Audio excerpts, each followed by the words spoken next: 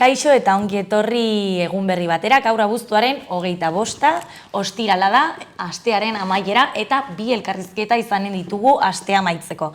Batetik Aritz Pascual, Irrintzi Eski Klubaren entrenatzailea eta bere ikasleetako bat Irati Kuadrado Noain. Momentu honetan Eslovakiako munduko txapelketan dago, biatloian, eta horren inguruan hitz eginen dugu, eta bestetik Mikel Esparza Muskildia Trail ekitaldiko antolatzaileetako bat, aurten irailaren 16an ospatuko dena Bilatuertan, eta egun horretan egingo dituzten hainbat ekintzen inguruan eta lasterketaren inguruan hitz eginen dugu, baina beti bezala goazen lehenengo betiko edukiarekin. Goazen orain gaurko efemeridekin.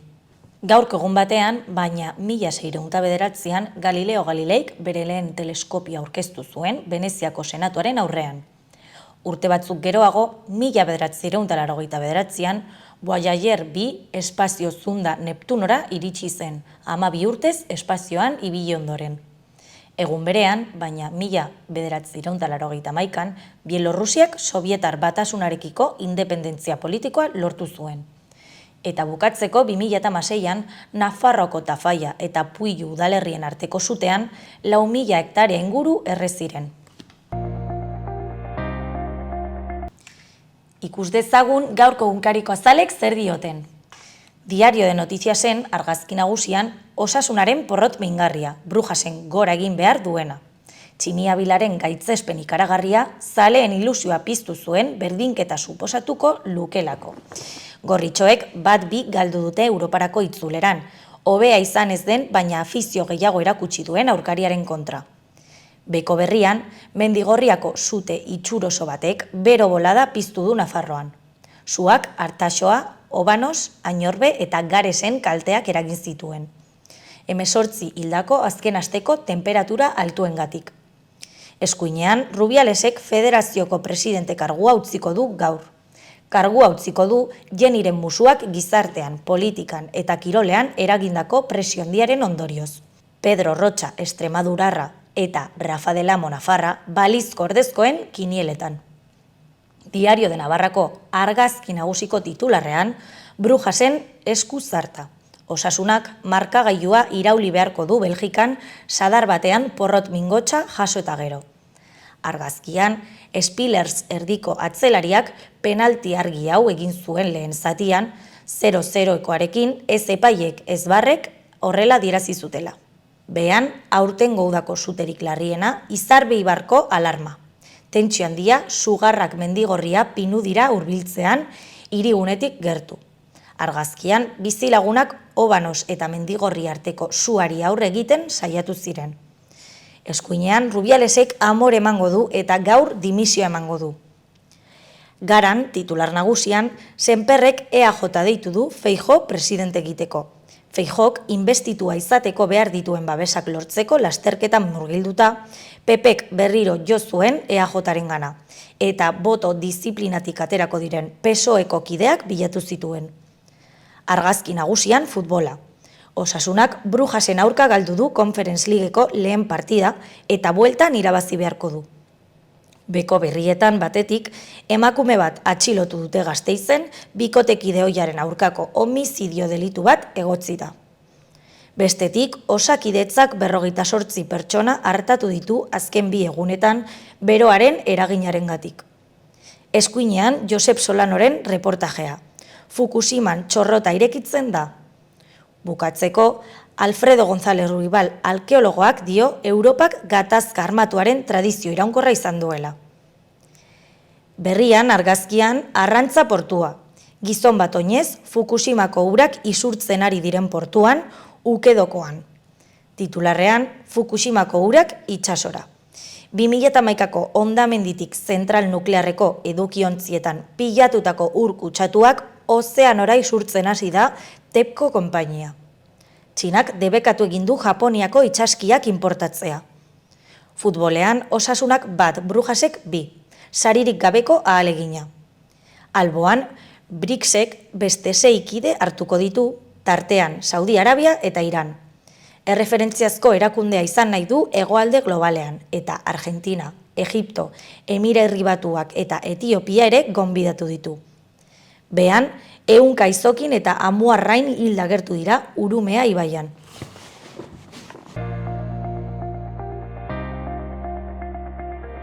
Gaurko eta asteburuko eguraldia entzun ditzagun orain. Gaur giro freskoagoa, temperatura asko jaitsiko da Euskal Herri osoan, naiz eta Araba eta Nafarroa hegoaldean maximoak 30 gradu ingurukoak izan.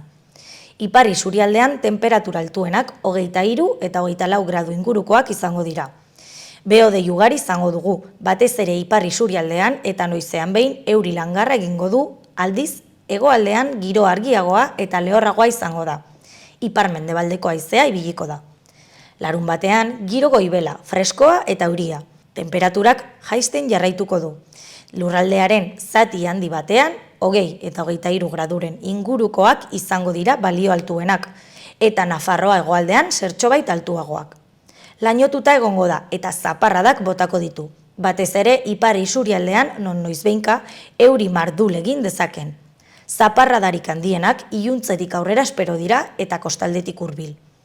Ipar-mendebaldeko haizea ibiliko da eta egunaren bigarren partean indartu egingo da.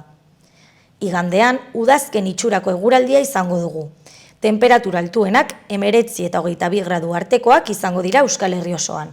Lainotuta egongo da eta zaparradak botako ditu tarteka, batez ere ipar isurialdean.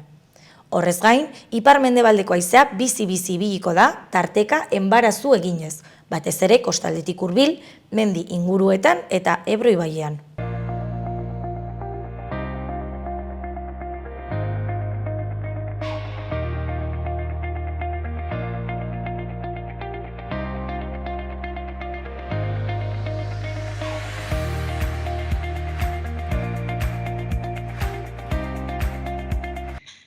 Ongi etorri gaurko lehenengo elkarrizketara, oraingoan Aritz Pascal daukagu, arratsaldeon Aritz, zer moduz? Kaixo, arratsaldeon. Aritz Irrintzi Eski Klubaren entrenatzailea da eta zehazki Iratiren entrenatzailea ere. Irati Kuadrado Noain udako munduko biatlon txapelketara deitua izan zen eta oraintxe bertan, abuztuaren 24an hasi zen, eta 27an bitartean Eslovakiako udalerrian egonen da konpetitzen. Baina Iratirekin joan aurretik zer da Irrintzi Eski Kluba? Irrintzi Eski da duela 11 urte abiatu genuen abentura bat.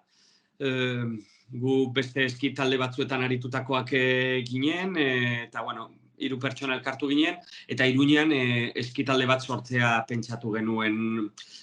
Filosofia ezberdina geneukan, auzolanean sinisten genuen, eta pitxin batean hori da bilatzen genuena filosofia horrekin, ez? Guztion artean, bai korridore, bai teknikari eta bai gurasoak inplikatuko zituen proiektu bat sortzea, iraupen eskiarekin loturikoa, eta gehien bat eskiadoreak trebatzeko asmoarekin gero konpetiziotan aritzeko. Duela 12 urte abiatu genuen abentura, 12 urte, eta gaur arte, iraunduena.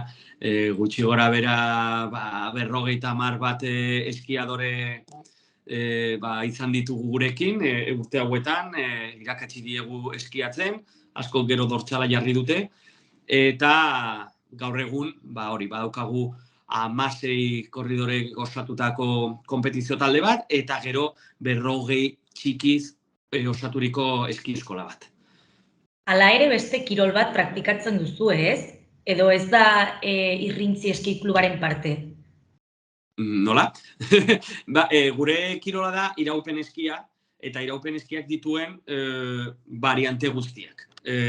Dela roleskia, hau da gurpildune eskiekin lehiatzea, edo dela aipaturiko Irati Kuadradoren kasuan orain biatloia. Hau da, iparreskiak baditu, ipar edo iraupen eskiak baditu lako variante batzuk, eta guk une honetan denak jorratzen ditugu, ala beharrez, zenta berez, negurako sortua zen taldea, elurretan aritzeko zen taldea, baina gure neguak ez dira Norvegiakoak bezala, oso laburrak dira, 2 hilabete eskas irauten du gureak, eta orduan bestelakoak bilatu behar ditugu. Horrexegatik, duela markada batzuetatik onat, Europako hegoalde honetan, bada gurpildun eskiekin lehiatzen gara urteko beste sasoietan. Eta haiekin ere hasiera batean entrenatzeko erabiltzen genituen, baina gero lehiaketak garatzen joan ziren, eta geroz eta lehiaketak gehiago daukagu gurpildun eskien gainean, eta orain udaran haiekin aritzen gara, azaro partean, abendu partean eskia jantzi arte. Eta noiz hasi zinen zu entrenatzaile moduan edo iratiren entrenatzaile moduan? Eskia praktikatzen duzu? Bai, ni eskiadorea izan naiz txikitatikan, nire gurasoek dioten bezala eskiatzen ikasi nuen ibiltzen ikasi aurretik. Kompetizio mailan ibili nintzen urtetan, Nafarroko taldean, eta behin ja erretiratuta, duela 11-12 urte, nahi nuen nik bizitakoak beste batzuek ere bizitzeko aukera izatea. Eskiak gauza asko eman dizkidalako, bizipen pilo bat, bidai pilo bat eman dizkidalako, eta nik nahi nuen une horretan beste gazte edo txiki batzuei hori helaraztea, eta duela 11-12 urtea, ziginen hori taldea sortzarekin batera, ni teknikari jarri nintzen beste neska batekin batera, Zintia Martinezekin batera, berak hartu zuen gehien bat konpetizio taldekoen entrenatzaile izatearen papera, eta ni hartu nuen txikiak eskiatzen irakasteko lan edo ardura hori. Orduan, irati gurera heldu zen duela 10 urte, orain 20 ditu, berak bazituen 11 urte eskaz, eta gurekin ikasi zuen eskiatzen, guk irakatsi genion, eta purka aurrera pausoak edo aurrera urratsak eman zituen, gaur dagoen tokira ailegatu arte. Nola konbokatu zuten irati munduko txapelketara? Iratiren ibilbidea lehiaketa munduan oso bitxia da, zenta hasiera batean ezen oso duela 6-8 bederatzi urte ezen oso korredore fina berria zen, eta zeukan lehiakortasuna oso sartuta, baina ikusten genuen zeukala zeozer berak barruan.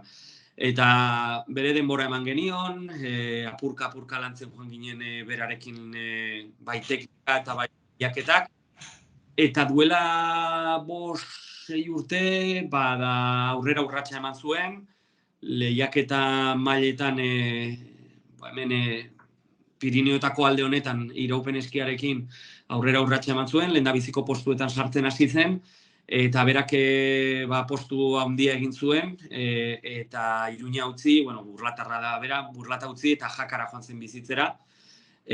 Han egin zuen DBH eta batxillergoaren, DBH-ren amaiera eta batxillergoa, han egin zuen, horrek aukera ematen ziolako han egunero eskiatzeko.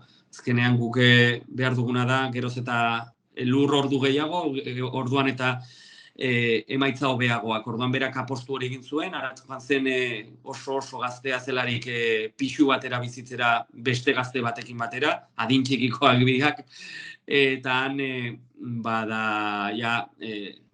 aurrera urratxe definitiboa eman zuen estatu mailako eskiadorarik onena bilakatu zen arte. Kontua da, Espainiako eski selekzioak murrizketa handiak izan dituela azken 2 urtetan, eta emakumezko talderik gabe geratu dela. Ez dago tokirik, une honetan soilik 2 mutiko dituzte, munduko kopan lehiatzen, eta irati egon zen haiekin lehiatzen Europa mailan eskiatzen, eta mundu mailan, baina azkenean tokirik gabe geratu zen. Orduan berak ikusi zuen bazeukala beste aukera bat nazioartean oraindik ere lehiatu ahal izateko, eta da biatloiarena. Biatloiak ikuslek ez badakite, uztartzen ditu 2 disiplina, eskia eta tiroa. Hau da, badaukazu ibilbide bat, eskiatzen, eta tarteka olako diana batzuk non tiro egin behar duzun. Oso kirol tradizionala da Norvegian, oso kirol arrakastatxua Alemanian, eta, bazeukan aukera hori, eta pasaren neguan hasitzen tiroarekin trebatzen, korritu zituen lehendabiziko Espainiako txapelketak, inolako esperientziarik gabe, eta bigarren geratu zen. Orduan, bazeukan zer hor egiteko. Eta aurten udaran, San Ferminen bueltan, uztailaren 15 aldera, lehiatu ziren Aragoiko txapelketa batzuk, gurpildun eskiekin kasu honetan, eta iratik irabazi zituen. Ia jakin gabe tiro egiten. Orduan, selekzioak ikusi zuen, zegoela zeozer, eta deitu zuten munduko txapelketa hauetara joateko, baina horre trabatxoa topatu genuen, izan ere horren amateurra da Irati biatloian ez zukala eskopeta propiorik. Zioten eskopeta bat, lehiatzeko egunetarako berak ez du entrenatzen, ez da tiroa, eta hori oso zaila da entrenatzen gainera. Orduan, ez zukan eskopetarik, orduan, astebete eman genuen eskopeta bat bilatzen arendako, eskopeta bereziak direlako, lehiaketetarako eskopetak, eta horrek dakartzen, bada baimen guztiak, Guardia Zibilera joan behar arma bat delako, eta azken genuen, Espainiako Federazioari deitu genion, eta bueno, venga, lortu dugu eskopeta bat, joan daiteke lehiatzera. Eta bai, pues hori, duela 3-4 egun, abiatu zen hemendikane Iruñetik Eslovakiara, Espainiako selekzioarekin, eta gaur lehiaketan, dagoeneko dortxala jarrita. Esan dezakegu... Eta, barkatu, moztu dela? Bai, barkatu. Esan dezakegu dela bere 3. lasterketa biatloian, ja munduko txapelketa batean dago. Eta beste 3 partaidekin, ez, parte hartzen du? Bai, joan da, Espainiako Federazioak deitu dituen Aragoiko beste kirolari batzuekin joan da, baina, haueko daukate esperientzia gehiago Iratirekin alderatuta. Iratik badaki, lehendabiziko hauetan ikastera dijola. Ikostera nola dijoana mundu hori. Zenbateko taldeak dira normalean biatloi hauetan? Biatloia berez, bakarka egiten den ariketa da. Da, erlojuaren kontrako lasterketa bat, zu ateratzen da, erran bezala ibilbide bat daukazu, kasu honetan Iratik bi lasterketa labur eginen ditu, 4,5 kilometrokoak, eta horietan 2 tiro eremu ditu. Aratik itxi, 5 tiro bota behar ditu diana batzuetara, eta kale egiten duen tiro bakoitzeko, badauka beste ibilbidetxo labur bati buelta bat ematera. Orduan, geroz eta akats gehiago egin, geroz eta ibilbide luzeagoa egin behar duzu, eta orduan denbora gehiago galtzen duzu, gero helmugara iristeko. Orduan hor badago ez, oreka bat bilatu behar, eskiadore ona izan behar zara, baina gero tiratzaile ona. Iratik dauka oso eskiadora ona dela, Espainiako honena dudarik gabe, eta Europa mailan bere emaitzak ere lortuak dituela eskiatzen, baina tiro egiten ez daki. Esan dugun moduan negu honetan hasi zelako hau egiten. Orduan berak hori konpentsatzen du. Oso eskilazterketa ona egiten du, eta berak dio, kale egiten badin badut ere, azkarra joango naiz eskiatzen. Ez dut denborarik galduko tiroak egiten, baina hori da egiten dena. Eta jada egin du lehenengo lasterketa edo gaur eginen du lehenengoa? Hori da. Gaur bat zeukan superesprina, 4,5 kilometrokoa, eta bihar edo etzi esprina eginen du. Pitxin bate jaburragoa dena. Horietan ere 2 tiro ere muga dituzte, bate etzanda eta beste bate zutik. Hori ere goere orain ikasten ari gara berarekin, zenolako mundua dena. Eta hori, dituzte 5 diana, oso zaila da, gainera kontutan hartu behar dugu, arnaz estuka iristen direla tiro ere mutara, beraiek eskiatzen dijoaz, gora, bera, lautadan, orduan arnasa asko kontrolatu behar da horretarako, zenta gero tiro egiterako orduan behar duzu zure gorputza oso lasai egotea dianei eman ahal izateko. Eta hori da, gutxi gora bera biatloiak daukan gauza, ez dela soilik eskikarrera bat, baizik eta gero punteria izan behar duzula, eta horretan beste faktore batzuk sartzen direla jokoan. Non praktikatzen da tiro de rifle kirolau? Bada, hemen Euskal Herrian ez daukagu zirkuitorik hori egiteko, de hecho, Pirineoaren alde honetan soilik eremu bakarra dago horretarako, Kandantxun dagoena, Aragoin, beraz, horretara joaten da, jakan bizirenez, bera, Kandantxura igotzen da eskiatzera eta tiro egitera. Hor badago zirkuito bat, non eskiatu daiteken eta tiro egin daiteken. Hemen bestela ere, badago hor Aizuainen, militar emuan, egiterik, eta badago joaterik, baina, faktoreak bestelakoak dira, eta, ingurua ez bazaizu sobera mutzatzen agian, ez da tokirik onena ikusteko. Begira, orain ikusten ari nintzen, irtera hartu duelako Iratik, eta, kale bat egin du, eta bi ere. Nola ikusten duzu Iratiren burua momentu honetan? Iratiren burua? Bai, txapelketan, zen nahi dut. Bera oso lasai joan da, ez duelako presiorik kasu honetan Espainiako selekzioaren aldetik. Azkenean bere lehendabiziko esperientzia da biatloian, bere lehendabiziko urratsak ematen ari da, eta erran diote ikastera joan dadila, ikustera, ez? Kontutan hartu behar dugu munduko txapelketa batean munduko onenak daudela, eta ez hasi berriak Irati bezala. Orduan, Iratik beste jarrera bat dauka, berak errantzigun, badak ezertaran joan, eta bueno, bere helburua bazen gehien bat eskiatzen denbora onak markatzea. Eta ikustea bere burua eskiadora moduan eta ez biatleta moduan gehien bat, baina bueno, eta purka gero, ikasten jotean. Nik uste positiboa izan dela aurten biatloira pasatzea, izan ere erran bezala aurrek urtetan Espainiako selekzioarekin, eski selekzioarekin aritu delako, ate hori itxita, igual helbururik gabe geratu alziteken, baina orain berreskuratu ditu helburuak, eta azkenean kirolari baten dako oso garrantzitsua da hori helburuak izatea, erronkak izatea, eta argita garbi da, erronka oso bitxia. Eskia kontrolatzen zuen, baina ez ordea tiroa, eta ari da hori ikasten. Eta Irati jakan bizi denez, norekin entrenatzen duzu? Imaginatzen dut zu Iruñean zaudela, ez? Ez zoazela jakara. Bai, Iratik ja badauka, behin ja bere ibilbidea handitu dela. Guk ditugu asetu bere behar teknikoak, bera ja goi mailako kirolaria da, profesionala honetara dedikatzen da, eta berak badauka ja bere prestatzaile fisikoa, dela Iban Navasa, Hueskako mutiko bat, eta gero badauka tiroan orain entrenatzen ari dion Carlos Lanez, beste Argentinako entrenatzaile bat, hau da aditua tiroan, berak irakatsiko dio edo irakasten ari zaio nola tiro egin, eta gero gu eskiaren partetik saiatzen gara bere teknika saioak egiten eta bere ariketak, baina gu ja dagoeneko hemendikan laguntza gutxi eman aldiogu, berak daukan mailarekin ezer gutxi esan aldiogulako guk hemendikan. Gaur egun Iratirekin daukagun erlazioa da iaia lagunarenak, eta bere konfidantzazko taldea gara.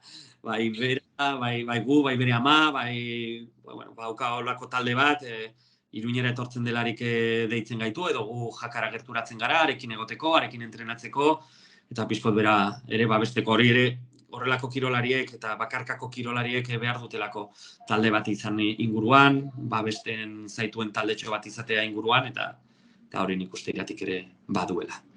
Eta beste ikasleekin nola entrenatzen duzue? Bai, beste kirolariekin, gure eskiadoreekin, erran bezala, normalean gurpildun eskiekin entrenatzen dugu, hemen Iruñean, Iruñerrian Ardoin, Zizurren egiten ditugu entrenamenduak, horre badagolako urbanizaturiko zonalde bat, gero eraiki ez dena, ditugu errepideak hortxe, eta entrenatzen dugu haiekin teknika, eski teknika, eta gero, gimnasioan eta horrela egite ditugu ariketa egiten dugu prestakuntza fisikoa. Eskiak bi behar dituelako, teknika eta fisikoa. Eta haiekin horrela egiten dugu. Batez ere txikiekin lan asko egiten dugu teknikarekin, gure helburua irrintzi eski moduan eta gure filosofia behintzat badelako eskiadore trebeak sortzea eta eskiadore apartak sortzea, eta gero horrek ekarri behar ditu denak, ala ez, guri dominek ez digute jatekorik ematen. Guri ematen digute jatekoa eskiadore onak izatea eta jendeak gozatzea gure eskiarekin eta eski estilo polita izan da. Eta hori da lantzen dugu teknika eta teknika da gure lanik handiena. Normalean ekainean abiatzen dugu aurre denboraldia, abendura arte luzatzen dena, iaia egunero entrenatzen da, eta geho neguan ahalik eta lur gehien zapaltzea bilatzen dugu. Eta zer gertatzen da negu baten ez badu elur gehiegirik egiten? Nora joan behar zarete? Zer gertatzen ari da, ez? Bai, orduan bilakatzen gara Repsolgo edo Cepsako akzionista, eta kilometro asko ematen ditugu furgonetetan.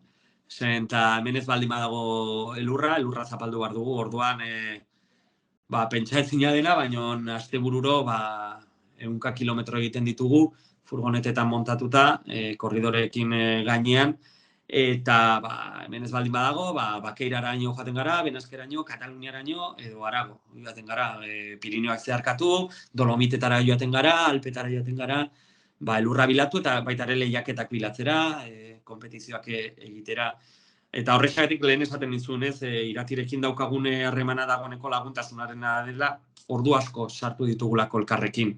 Azkenean hau ez da, beste kirol batekin alderatzeagatik futbola edo saskibaloian non entrenadorea dagoen entrenatzeko ordu terdian, eta gero agur gu igual aste oso bat ematen duzu haiekin entrenatzen alpetan, apartamentu batean sartuta edo Dolomitetan, eta astebururo bazabaz furgonetan berarekin hitz egiten, haiekin etxeko lanak edo eskolako lanak egiten laguntzen dituzu gero ordu hil horietan, eta beraz, azkenean bestelako harremanak sortzen ditugu guztion artean.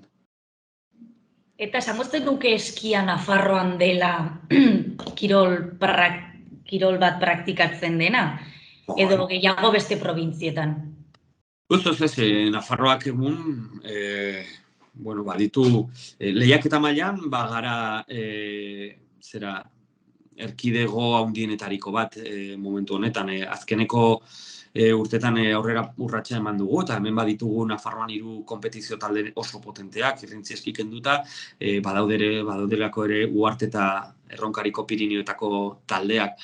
Eta gero baditugu 2 eski estazio, Iraupen eskiko 2 estazio, Abodi eta Belagua, astebururo, negutan astebururo jendez betetzen direnak. Hombre, argi dago kirol minoritario bat gara, eta lehiaketan aritzen garen okaren minoritarioagoa gara, baina, esan genezake ez garela erkidego txikia. Katalunia, Aragon, gu Eusko Autonomia Erkidegoak ere baditu eskiatzele haunitz, Andaluziak, badaude, gu ere hor gaude, lehendabiziko talde horretan sartuta. Gaurkotzearren nola doa Irati, momentu honetan? Lehendabiziko tiro eremua gainditu du. Lehendabizikoan 5 tiroetatik 2 asmatu ditu. 3 asmatu ditu. Bueno. 3 asmatu ditu, beraz ez dago gaizki. Eta orain bigarrengoaren bila joanen da. Piano. Piano, gero ikusiko. Bueno, plazer bat izan da utziko zaitut Iratiren txapelketa ikusten.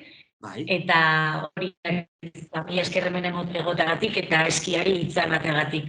Bai, zuei batez ere, tarte haue eskaintzeagatik. Ez dela askotan eskiari buruz hitz egiten erabideetan. Aurrenen batean. Mila eskerari. Egun, bidatuak zaudete, eskiatzera. Mila esker.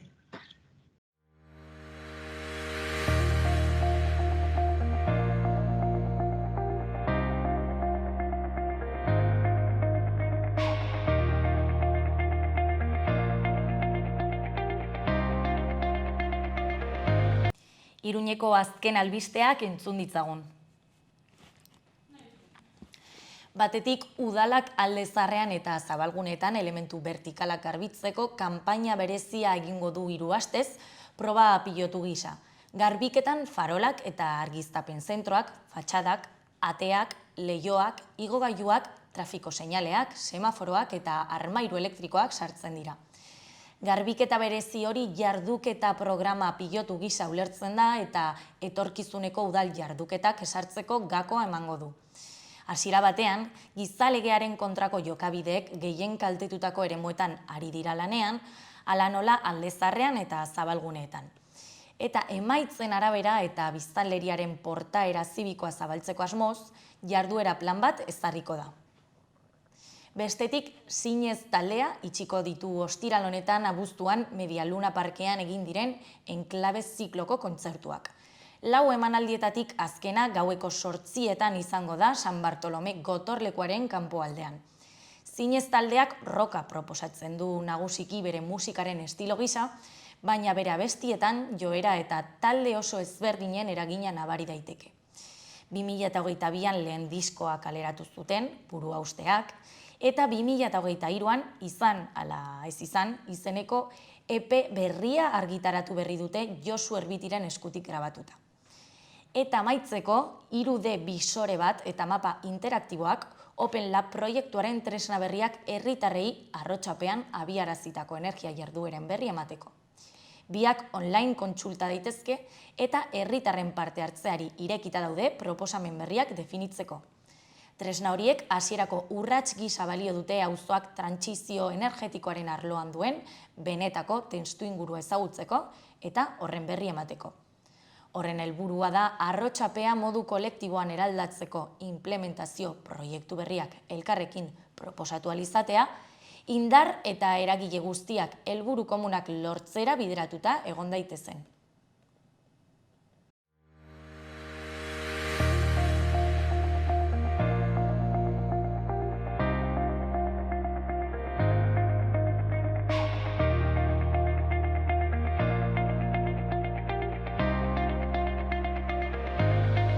Kaixo eta ongi etorri gaurko bigarren elkarrizketara, oraingoan Mikel Esparza daukagu gurekin. Arratsaldeon, Mikel. Kaixo, arratsaldeon. Muskildia Trail kirol ekitaldiko antolatzaileetako bat zara, ez? Aurten lehenengo edizioa ospatuko duzue, irailaren 16an.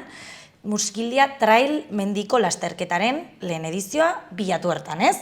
Zer da Muskildia Trail ekitaldi hau? Muskildia Trail lehenengo, zuk esan bezala, lehenengo edizioan antolatutako trail lasterketa bat.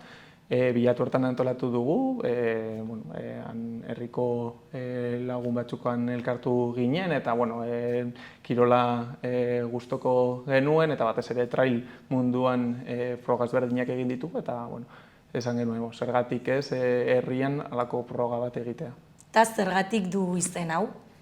Muskildia berez herri ondoan dagoen mendi baten izena da, eta nahiko ezaguna da alde batetik herriko biztanleentzako, baina bestalde ez da guztiz ezaguna barne dagoen bidezka ezberdinak, eta hori ezagutzear nahi dugu baita. Esan duzu lagunen artean antolatutako zerbait dela, baina imaginatzen dut norbaiten laguntza jaso duzuela, ez? Bai, noski eskerrak baita bai herriko udaletxeari eta baita inguruneko enpresa, baita Iruñerriko enpresa eta beste enpresei, zeren beraiei esker hau aurrera atera dezakegu, hori alde batetik, eta beste batetik baita herriko biztanle eta bolonderaz guztiek, zeren gurekin baita beren laguntza eskaini digute hau ateratzeko. Nori zuzenduta dago trail hau, kirolari indartsu batzuentzat, amateur batzuentzat, norentzat? Hasieran amateurrentzat prestatua antolatuta egin genuen, zen ez da desnibel handiko froga. Normalean trail munduan desnibel handiagoako frogak aurkitu dezakezu, eta honetan desnibel gutxiago prestatu dugu, mundu honetan hasiera ematen nahi duen hauentzako apunta izen eman ahal izateko, baina baita bestalde dago beste profil profesional edo semi-profesional hauentzako, zen oso prestatuta daude eta desnibela handiko frogak egiten dituzte, baina froga honetan nola udatik etortzen zaren ez gero, eta porrak izan dute, edo festetan egon dira eta horrela, eta bere ritmoa orain ez da hasieran daude, hori orain probatu dezakete froga hau, hori konpetizio ritmoa hartzeko, eta bi profilentzako aproposa izan daiteke. Konta iguzu pixkat bi lasterketa, ez? Bi trailetan banandu dituzue, laburra eta luzea, ez? Konta iguzu. Bai, hala da. Berez, bi lasterketak edo bi ibilbideak hasiera ematen dute puntu berdinetik, San Gines kiroldegi instalazioetatik. Hor abiatutik Lizarra aldera ematen dugu bia zirkular bat. Horren inguruan gero bueltan etortzen zarenean, hor ja berriz kiroldegian trail motzeko korrikalariek amaitutzat egiten dute froga, baina trail luzeko korrikalariek Muskildi aldera abiatzen dira, 19 kilometro horiek egiteko, beste buelta zirkular bat egiteko. Eta zenbat metro ditu trail bakoitzak? Bai, motza 8 kilometro terdi dauzka, 350 desnibelarekin, eta luzea 19 kilometro dauzka, 750 metroko desnibelarekin. Ibilbidea erabakitzerakoan, pasatzen zareten lekuetatik nahi aukeratu dituzue edo nola egin duzue horren aukeraketa? Bai, taldean, antolakuntzaren taldean badago jendea asko ezagutzen dutenak inguruneko ibilbideak eta han, hori, esan genuen, badaude bi zonalde ez direla bereziki ezagutzen, naiz eta gure ondoan egon, eta bai herriko biztanleentzako, bai noski kanpotik etortzen direnentzako, ingurune horiek ezagutzeko hortik egin dugu ibilbidea. Alde batetik dago Lizarralderuntz joaterakoan badaude 2 puntu dela Gudakarlistan egindako gotorleku bat, gotorleku horretaraino igotzen gara, justo pasatzen zara bere ondotik, eta kuriosidade puntu bat da, eta gero abiatzen gara Zumake ibilbidea, kanpokoei ez dio ezer esaten hori, baina da pertsatik etorriteko zuhaizka mota bat, eta justu ibilbide horretatik zuhaizka hori beteta dago, eta Lizarrako jendea asko ezagutzen dute hori, zeren hortik abiatzen dira ibilbide asko hortik joateko. Eta bestalde dago Muskilia zonaldea, hori herriko parte oso gertu dago, baina bidezkaz josita dago, baina jendea asko ez du bereziki ezagutzen, eta hori mendi hori ezagutzeko posibilitatea ematen dugu beste froga honen bidez, eta baita ezagutzeko Aristi oso ondo kontserbatuta dagoen aristia ezagutzeko baita.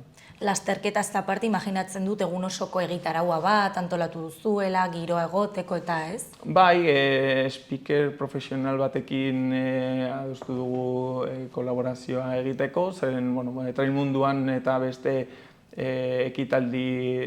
kirol ekitaldietan parte hartzen du, eta oso ondo girotzen du itxarote momentu horietan, zeren naiz eta guk hasiera eta helmuga puntu berdinean egin ditugula, jendeari baita erresteko eta itxarote hori erresteko, eta hor egongo da speakerra eta animatu egingo du hori, baita musikarekin girotuko du, gero baita bukaerean hori luntza egongo da, zozketak bai boletuen bidez parte hartu dutenentzako, baita frogan parte hartzen dutenentzako, zeren kirolari korrikalari guztiek, beren dortsalaren bidez, parte hartuko dute zozketa berezi batean, zeren zari ezberdinak jaso ahal izango dituzte. Pertsona kopuru limiterik jarri duzue? Bai, aurten, nola lehenengo edizioa izango denez 200 pertsonaren limitea jarri dugu, 100 froga bakoitzako, eta hori da momentuz horrela antolatu dugu, eta hurrengo urteetan ikusiko dugu nola moldatzen garen. Eta emakumezkoen eta gizonezkoen artean banaketa egin duzue edo guztiok batera? Ez, guztiok batera egingo dugu, eta gainera baita bi distantzietako frogak batera aterako dira. Baina bai, nola esan dizunez gero, hau dago pixkat antolatuta, ez dira profesional korrikalarentzako, eta jende parte hartzen duten pertsona hauek eta hasierako froga hauek egiten dituzunean, aurrean geratzen baldin bazara eta podium egiteko posibilitate baldin baduzu, edo sari zume bat jasotzekotan, hori motivazio aurkitzen duzu, eta ze duzu, ze ondo, ni ez naiz iaia inoiz honetan saiatu, eta azkenean, sari bat, eta oroigarri bezala polita da, batez ere horregatik.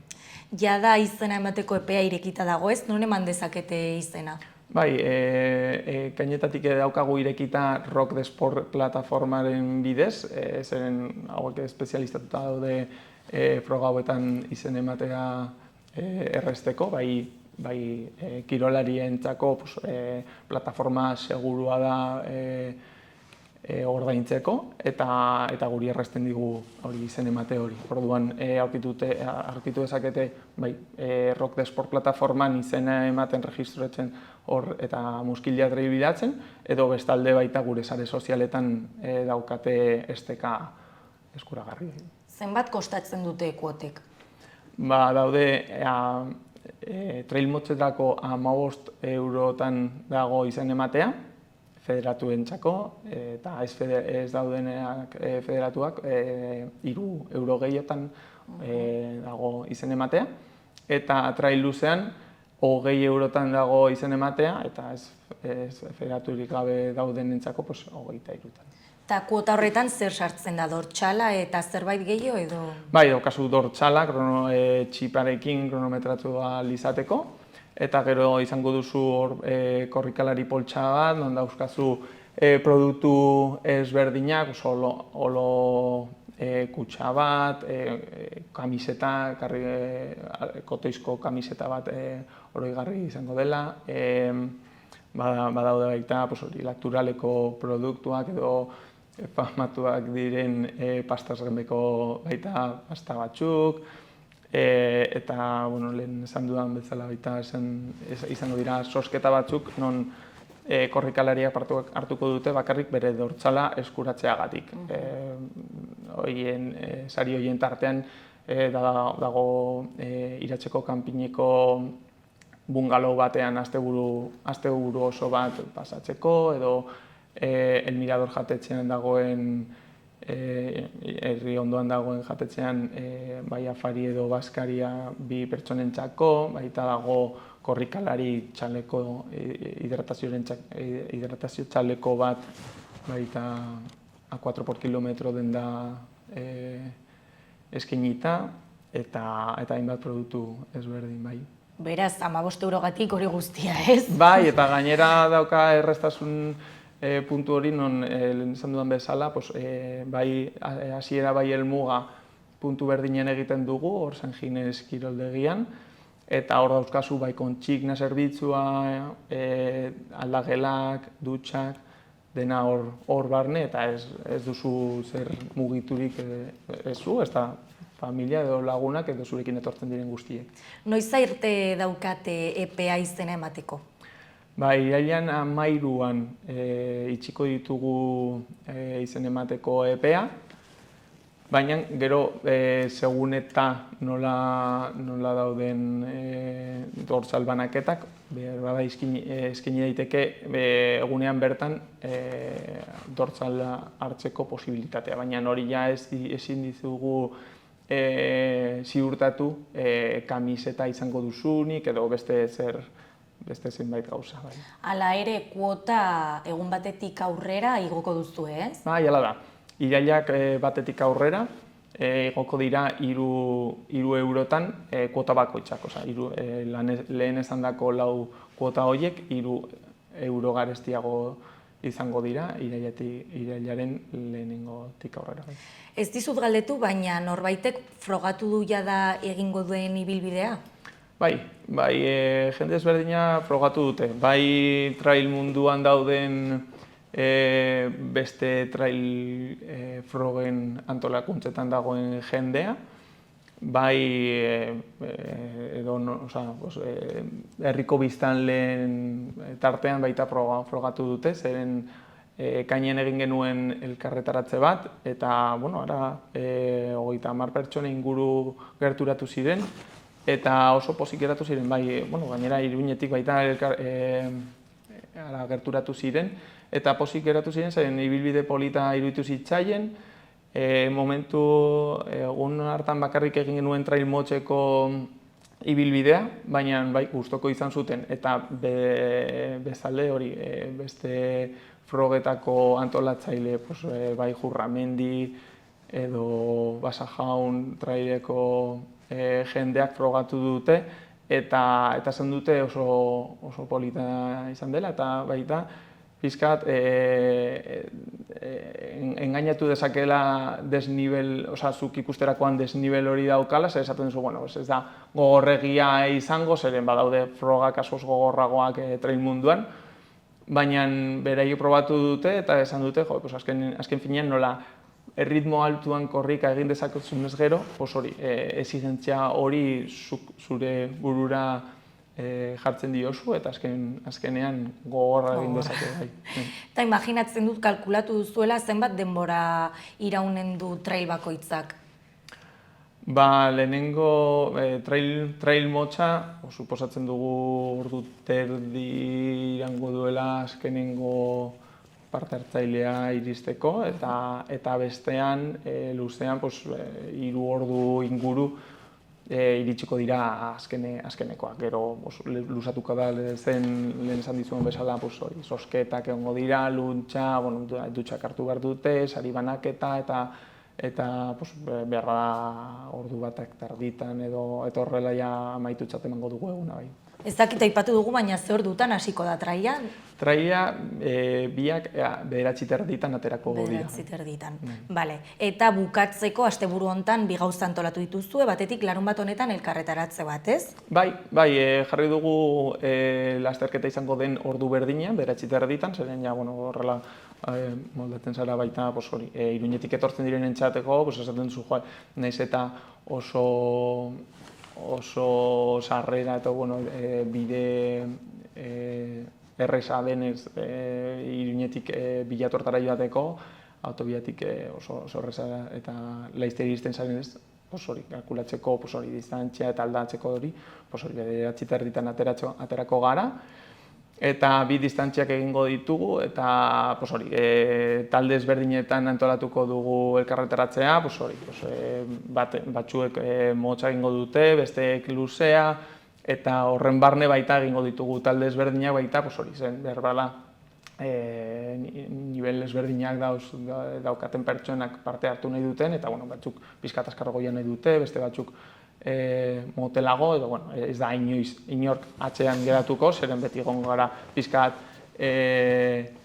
berriz elkartzen taldeak, zeren hau ez da lasterketa baten proposamena, da bakarrik ibilbidea ezagutzea hori da. Eta gero hori larun batean. Eta bestalde, igandean gure babesle laguntzaile batek Lakturalen bidez eskaini digute bere behitegia ikusteko bizita bat, eta gure sare sozialetan partekatuko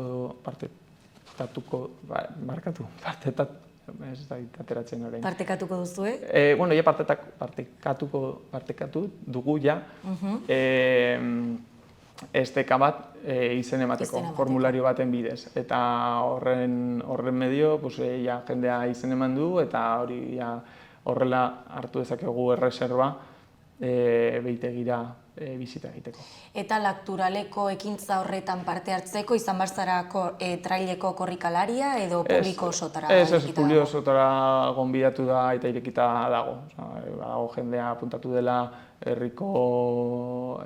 herrian gure WhatsApp taldeetan edo sare sozialetan ikusi dutelako eta apuntatu dira eta ez dute trailen izen ematea izan behar.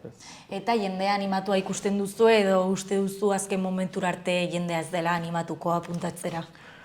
Claro, ingurunetik ikusten duguna animatutak daude, baina baita badakigu trail froga hauetan normalean, eta batez ere trail munduan hasiera ematen ari duten froga hauek gure bezala lehenengo edizioa dela, azken momentura arte jendea apuntatzen da azken 10 egunetan edo itxaroten dute, eta orain oporretatik gatoz, eta behar da jendea oraindik ez duka bere egutegia antolatuta, eta hontan pentsatzen ez dutenez gero, pixkat itxaroten ari dute. Mikel, plazer bat izan da hemen zu izatea, espero ezagun jendea animatzea, eta 2., 3. eta 4. edizioa egitea, ez? Bai, noski hori da, momentuz, hau ondo ateratzea nahi dugu, eta denok disfrutatzea, eta ziur guko gogoz egingo ditugula 2, 3 eta behar ditugunak. Aldirenak. Oso ongi, Mikel, mila esker. Bai, baita zuri ere.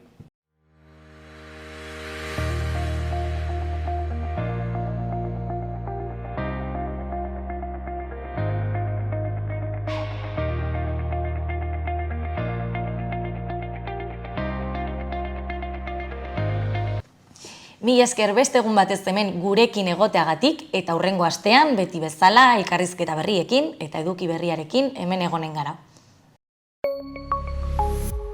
Gobierno de Navarra. Nafarroako gobernua.